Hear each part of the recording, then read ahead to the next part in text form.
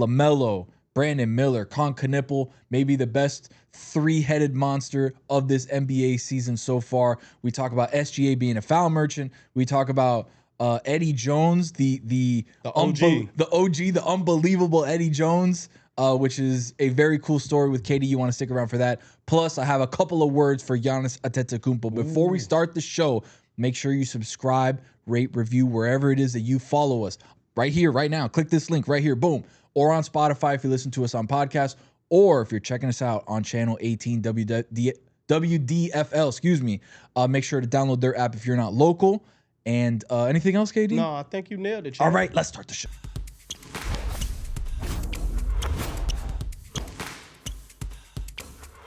KD, happy 305 day, my bro. Yes, sir. I'm in the South Beach attire. You know, I got the linen shirt. I got it open. I got the gold chain as usual. Ain't you know, nothing wrong with that. You know the style. You know That's the how style. you do it. Swag on. Do you feel yourself more 954 guy or 305 guy? I'm definitely 954. Okay. There was rivalries. There still are. Yeah, between the 954 and the 305 and the 954 and the 516. Right, Palm Beach, Broward County, Dade County. There's rivalries that happen in our youth. There's that always. we kind of hold, but then we get to a point in life where we all kind of merge together.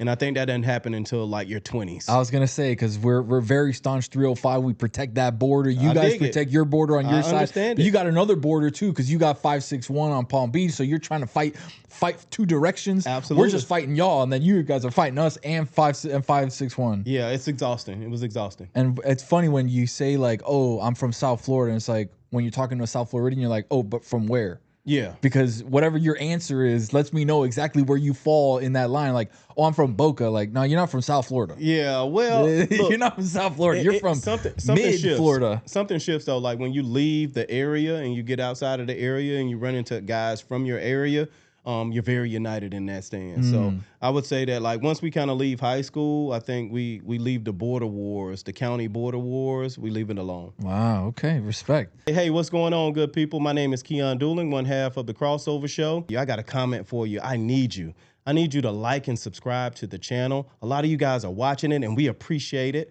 A lot of you guys are commenting, and we appreciate it. But we need you guys to like, share, follow the Crossover. Once again, my name is Keon Dooling. We need you. I want to start the show today by reading a stat. Okay, that's all right with you. All right. The Charlotte Hornets, a team very rarely mentioned on a lot of programs, NBA related, because they haven't really been that good, right? They've been kind of a tumultuous franchise. There's been a lot of losses. The Michael Jordan years were very lean. I think I saw a stat where it was in his tenure as owner, they were 400 and something and 600 and something from in the loss column. Not very good. Very bad. Yeah. Right? He sells the team. He's off doing his thing in NASCAR. They're having a great time over there. But since then, the Charlotte Hornets have slowly been putting together good pieces. They got the LaMelo piece. They got the Brandon Miller piece. Like, they've made some good trades. And then they picked up Con Knipple in this year's draft, who's been kind of a rock star for them from a stabilizing forces perspective. So I want to read you this stat and tell me if you're surprised by this. The Charlotte Hornets have defeated each of the previous 3 NBA champions by 20 points or more this season. Okay. So Oklahoma City, they beat them 124-97. The Nuggets, they beat them 110-87. And the Celtics, they beat 118-89 last night. Wow. This makes the Hornets the 4th team in NBA history to beat the 3 reigning champions by 20-plus points in each game this season, and the first time to do it in over 60 years. So the other teams they joined, the 58-59 Syracuse Nationals, the 56-57 Fort Wayne Pistons, and the 49-50 Rochester Royals. Most of those guys' parents weren't born during those years. But it's been really impressive to see them come together. They got a young coach who's full of enthusiasm. I saw him come in the locker room the other night with the hard hat on. Right? Yeah. There was some type of incident. And so he's just infectious. He's got a good staff over there with him. Also, like, I think their guys are starting to come together. They're looking at themselves as professionals now, and they're starting to become pros and not just hoopers. And you love to see it. I think Knipple has been very stabilizing for him. The way that he plays the game, he plays off of all those guys, and he stretches the floor, so he makes them better on the offensive end. I think Melo is growing and developing. I mean, he's a super talented player. He's been talented since, we've seen him on the internet. look, Miles Bridges is a guy who plays multiple positions, can stretch the floor, he's a lob threat. Defensively, he can play 1 through 4. So he brings some toughness. And I think Brandon Miller is one of those guys. I think he's their best player. Man, you know what? It's a toss up, right? Because you need a 1A and a 1B, or you need two, gurus on the team. But like Melo, like let's not minimize Melo. I Like don't. Melo's statistics and the way that he plays and some of the things that he does. I think what's happening is that they're maturing right in front of our eyes, and so they're learning how to win together.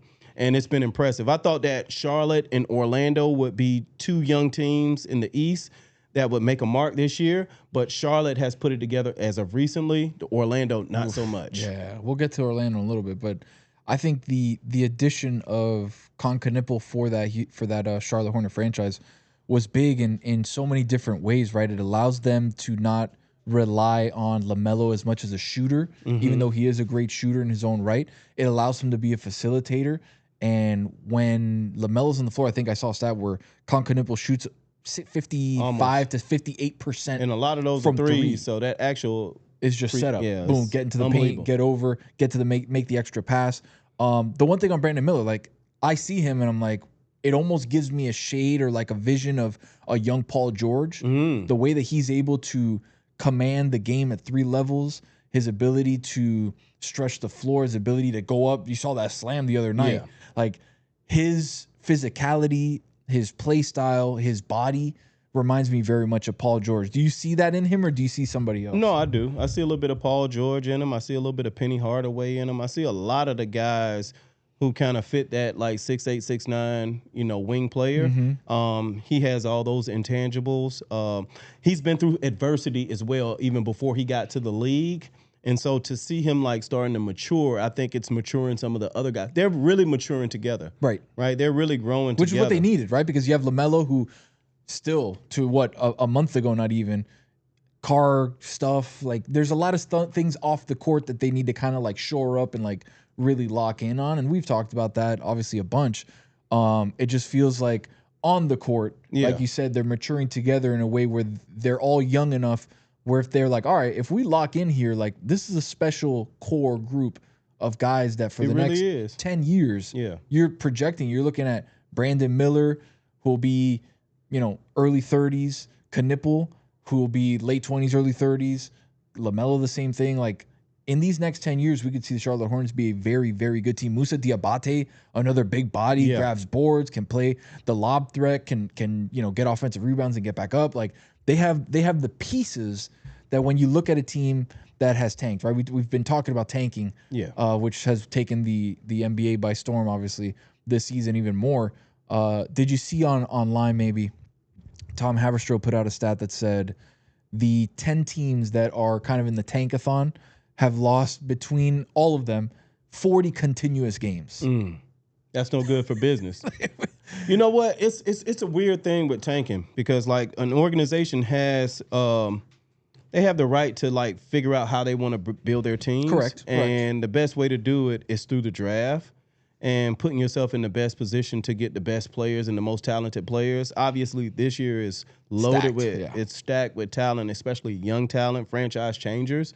So I do understand it. But what the business side is that like there's a gambling element now, right? That you have, and like that could have a negative impact on, the outcomes of games. And so it's a balancing act. I think Adam Silver will kind of figure it out. But tanking is here to stay. At the end of the day, unless they change something. Well, I mean, even if you change something, you still want to put yourself in the best opportunity to get a franchise changer. 100%. And teams are willing to pay the penalty for that. Some teams have already been fined for holding guys out or not giving them certain. The Grizzlies, the Pacers. So it's a tumultuous time with the tanking, but I think it's a necessary part of how franchises have been built. Yeah, and agreed. Obviously, you look at OKC, you look at Philly for a long time, you look at the Hornets, who've been terrible, even though I don't know if they've been outright tanking or just been bad. I tanked for a year in New Jersey. They tanked. I mean, we traded the whole roster away, and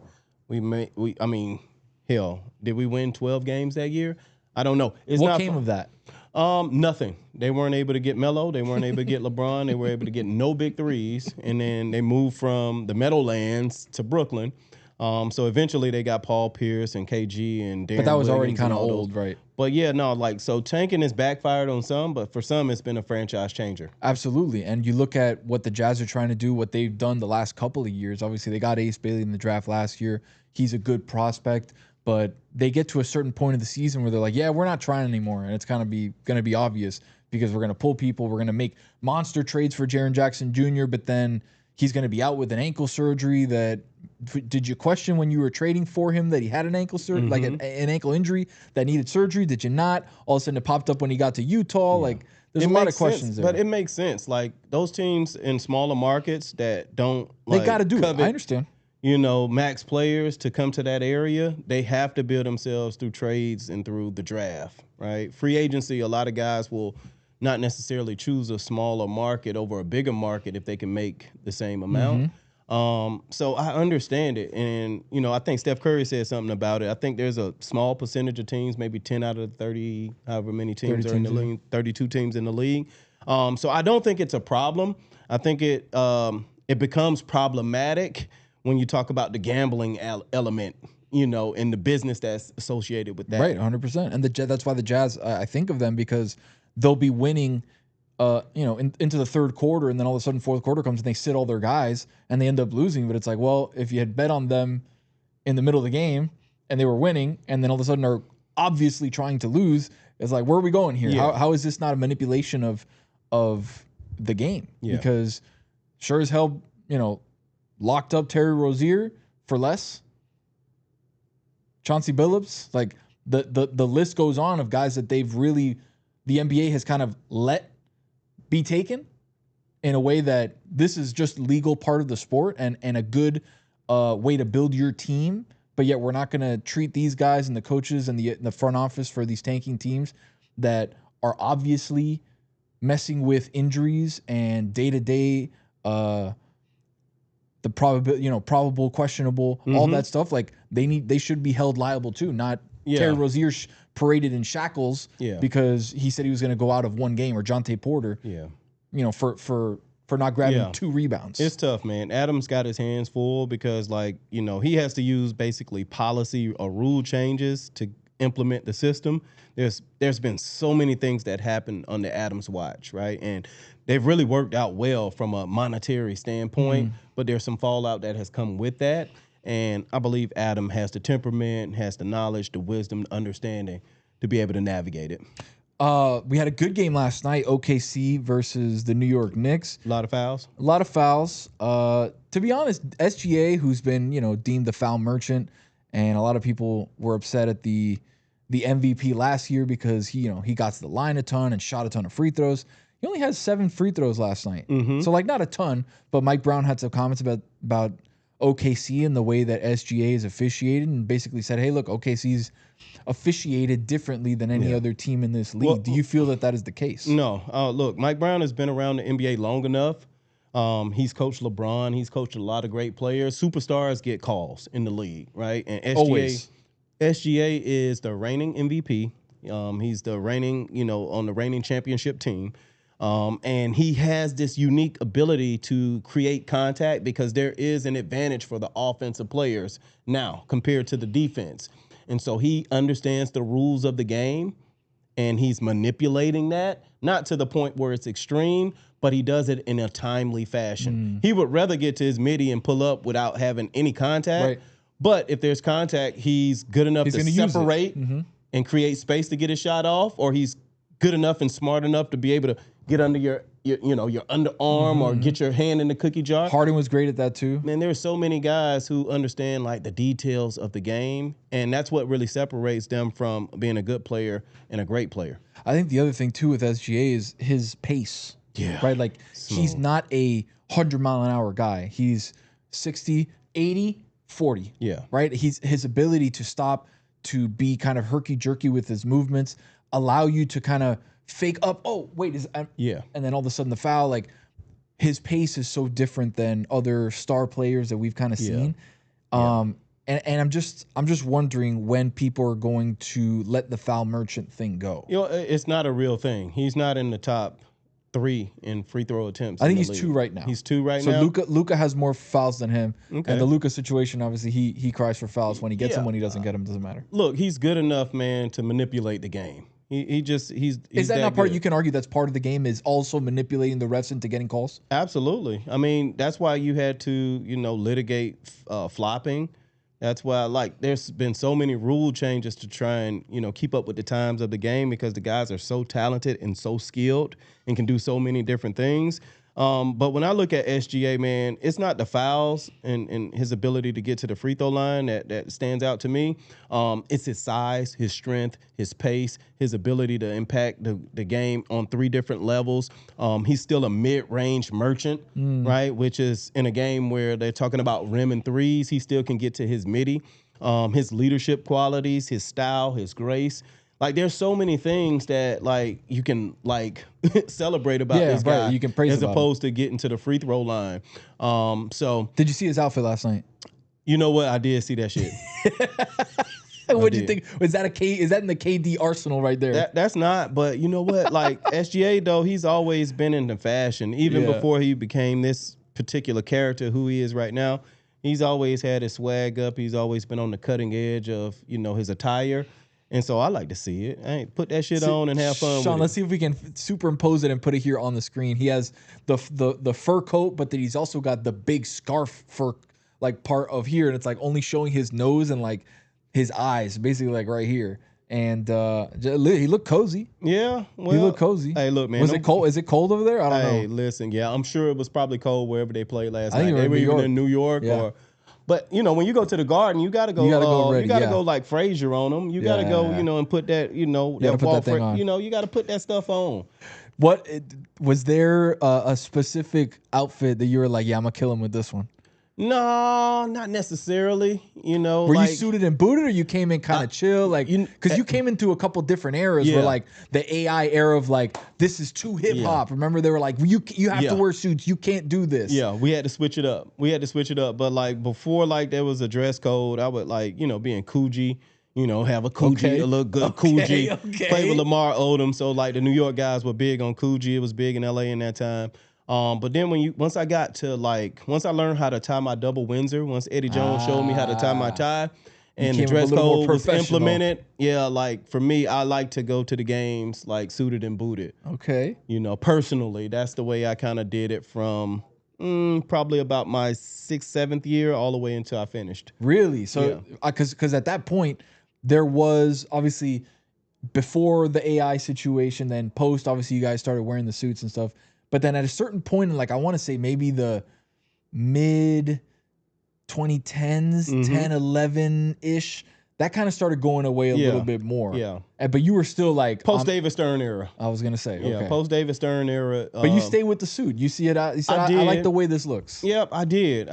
Just for me, I just felt there was a certain amount of professionalism that we would take, in being in that suit.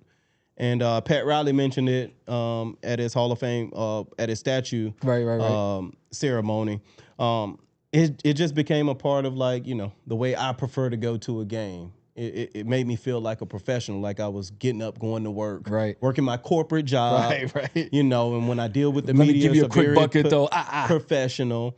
But outside of that, I had a tire too, right? But just when you wanted to be in front of in front of the camera, social media wasn't that big, so your image and how you projected yourself was really important. Yeah, it was more on a personal level instead of do I look good on IG? Yeah, Michael Jordan wore those suits. Right, exactly. That's who we looked up to. Did any of the young guys on your teams, as you were the OG and you came through in a suit, were they like, Unc, why you got the suit on? Yeah, all the time. For real? Yeah, all the time. You're like, you'll get it when you get it. All the time until we put them up on game and expose them to different things. And you just have to have range. You got to have a tire for every situation, circumstance, environment you go in. Who's the teammate that you were like, all right, he gets it from the fashion perspective? Because obviously you've played with a lot of different guys in your eras. Who was the guy where you're like, bro, he got that shit on right now? You know what? Rondo took a lot of pride in his attire. You got to always salute him. Man, D Wade did a great job of fashion in the way that he would project his image. and he was a little bit more risque than some of the guys. But like, man, once we started putting those clothes on, it became like a competition. Of course. To a certain degree, where everybody took their swag up to another level. But there was several guys that were just sharp and clean. Eddie Jones. Would you say Eddie Jones was the undercover? Like, people don't really know about Eddie. Like, I feel like his name in the history books kind of gets like glossed over on mean as a rattlesnake. Can dress. Hooper. People don't realize, like, don't remember how good Eddie was. Oh my goodness. Can you give us just a little glimpse into the history of one of the forgotten names in NBA history? Eddie taught me how to tie my tie. He taught me how to order my steak. I ordered it well done. He said, no, we don't kill the steak. Eddie taught me how to go on family vacations. Eddie just taught me so much. He taught me how to show up early. He taught me how to, whatever organizational event we have, you have to dress a certain way and conduct yourself a certain way in these settings. So playing the politics of the organization. Eddie Jones was the Dos Equis of this shit, man. Wow. He was the most interesting man that I shared a locker room with. Wow. Yeah. From his clothes, his watches, from his cars, from his home, from how he treated his family, from the way he dressed, from the business moves that he made. Like, Eddie Jones impacted a lot of us, and sometimes we don't hear about that. But Eddie Jones was a real trailblazer in our game. Mean as a rattlesnake? Boy, tough as nails. Boy. Pompano's finest. Pompano's finest. Eddie Jones, my big homie. I miss you, EJ. Wow. Let's see if we can get Eddie on.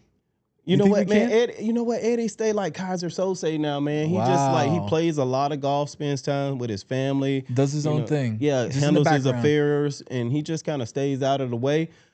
But I just need to go pull up on him. I need to go see my big dog. Okay. Eddie, that's the cool thing about these stories and the wealth of knowledge that you have that people don't really have access to, because they'll remember the name. Oh yeah, Eddie Jones played for the Heat, played for the Lakers.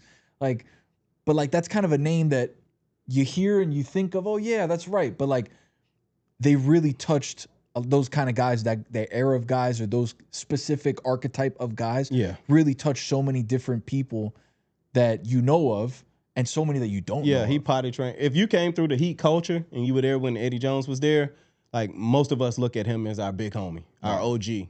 Like, he is the guy who cultivated us, held us accountable, exposed us to things. Like, Eddie Jones was like a Uncle Pops to most of us, and he still was really good at hooping. And it's that age gap, right, where you come in and you see somebody who's 30 and you're still in your early 20s, or maybe still a teenager if you're coming out of high school, and you look at those guys and you're like, man, that guy is so much older than I am, but not only from an age perspective, from a wisdom perspective. Yeah.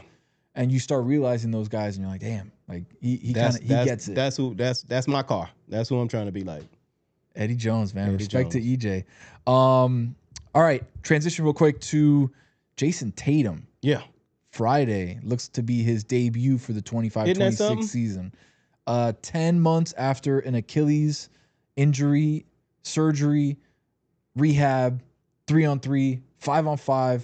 Looks to be back on Friday. I like it. Your thoughts? I like it. I think it's a part of the game, man. You got to push yourself and push your body to limits.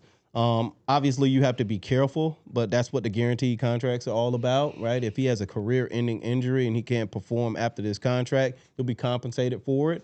But if he can come back and add some value and bring 20 to 25 minutes a game and be that third option for them, which will be a backseat for him, which I think ultimately will help him down the road because Jalen has gotten better. Pritchard has gotten better. White, right? Those guys have done a great job of putting them in this position. And the East is really wide open, dude. It's not like a clear cut of who's the favorite in the East. And so if you get Tatum back and you have him for 25 minutes a game and he can rock out, when JB takes a break, or if you can stretch the floor, or if you can get him some ISOs. Just get his legs under him. Like, dude, it's still Jayson Tatum. Like, we're still talking about a guy who was first team All-NBA. We're talking about a champion. We're talking about an Olympian. We're talking about a guy who was taken in the top 2, top 3 in the draft. We're talking about Jayson Tatum. Right. We minimize him for whatever reason. I don't know if we don't like the way he handles himself. I don't know if he doesn't have enough charisma. But like Tatum being back on that team takes that Celtics team to another level. And I don't think he'll come back and try and be like the JT of old. I think he'll fit in this year. Now next year he's back. Now next year he's gonna have a point to prove. Yeah. I do look at this East and I'm like, all right, if Jayson Tatum can come back and provide that spark off the bench, provide those 20 minutes of being able to maybe stretch the floor, hit a couple shots, he's not going to be himself from an up and down perspective. We know that obviously, you know how long it takes to get your legs under you, especially coming off an injury like that. Like you're having to mentally second guess, ooh, can I take this step? When I do this step back, like, am I okay? And obviously that takes a little bit of the rust to kind of break off. But if he can provide that spark for Boston, obviously it didn't help him last night because they got steamrolled by Charlotte. They're a team that is positioned well in the Eastern Conference. And we always talk about it. Obviously, you got your team, the Cavs, who you feel like is going to come out. The Knicks played SGA and the Thunder tough last night. The Knicks are going to have something to say in this Eastern Conference. Detroit's right now the best team in the Eastern Conference records-wise. They have a lot to prove with Kay Cunningham, who's had the MVP conversation and then put up a dud the other night with 10 points and one made field goal. Like, this East is going to be a grind, but why not Boston? Yeah, why not? I mean, look, they're proven. I think JT has something to prove in coming back and just kind of showing that he's healthy and that he can assimilate and play with his teammates. Like, this is a great opportunity for people to really see, like, his character. Like, who does he think he is, right? Well, one, he's a champion. He's an Olympian. He's a guy who's a max player. All-pro, right. He's all pro. He's all those different things. But he's willing to come back and sacrifice the latter years of his career, right, to come back and help this team now. That says a lot about truly buying into the team and giving to the team what they need from you. If I put up in the first round of the playoffs in the East, Charlotte versus Boston, are you worried for Boston? Ooh. No, I'm not worried for Boston. I think Boston has so much experience that they, in a 7-game series, would beat Charlotte just from their inexperience and their unity and their ability to play together and play, at a high level for long stretches of time. I think it takes an adjustment for your body to play in the playoffs. Like, dude, the fatigue that I felt when I played in the playoffs, you couldn't replicate that in the regular season. I don't care how hard you play. In the playoffs, your body feels differently. So if we match those two teams up, I would go with Boston over there, especially if they have Jayson Tatum. Would you be worried if you were Detroit if you saw Charlotte? No.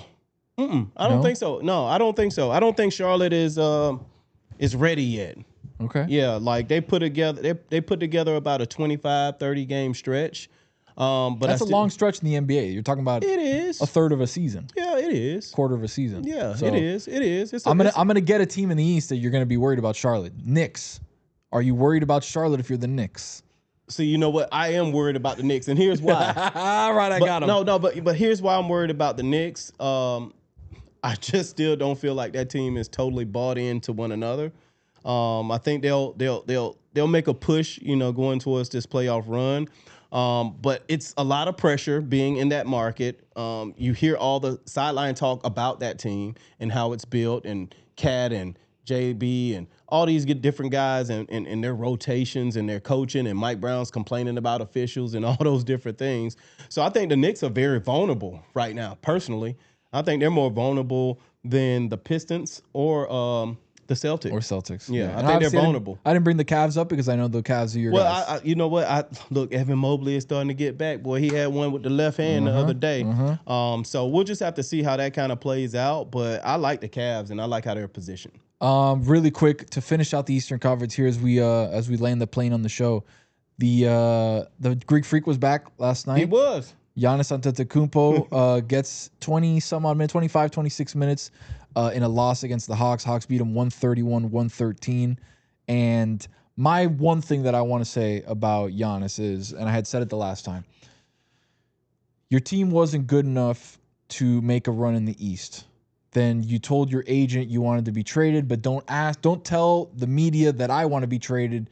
Make it seem like I'm done with this situation and I want a winning franchise. You don't get traded. Then you come out and say, see, I'm a culture guy. I'm a Milwaukee guy. I bring stars to Milwaukee. And now you have the same trash ass team around you getting blown out by the Hawks by 18 points. Yeah. I don't want to hear any more about Giannis. I'm done. I'm done. There is no reason for Giannis to be brought up in any other conversations in the offseason, getting to the draft, getting to free agency. I don't want to hear about Giannis anymore. I don't care what player goes there. You. There's no superstar that's going to go align themselves with you in Milwaukee. You played in Milwaukee. You know what it's like. Yeah. You know what the ramifications are of me signing a contract with the Milwaukee Bucks. Yeah. Right? You're going to play second fiddle. You're going to be in a city that may not be the best. You may be in a situation that's a little bit tough. Giannis, I'm done. He can rot in Milwaukee for all I care. I do not want to hear another word about him. You know what? I really appreciate your articulation of that because I think I feel that same sentiment. I don't want to hear about him being traded. I don't want to hear about any of that anymore. Talk to me when you send him to somewhere where he can, kind of enhance his legacy. That's it. And at the end of the day, man, like James Harden went into the office or whatever, has been reported and said, hey, okay, y'all not gonna sign the extension for me? Perfect. Like, get me up out of here, right? I got a short window of time to make as much money as I can make and have the biggest impact that I can make. And he stood on that. Rid his beard. He stood on that. And and look at the situation he's in now. You got to respect it. You got to respect it. And he's in a situation where he has an opportunity to compete for 100%. a championship as well as get another extension. 100%. So he exercised it. He exercised that authority while you're in it. I love when players exercise their authority, what they want to do, how they want it to.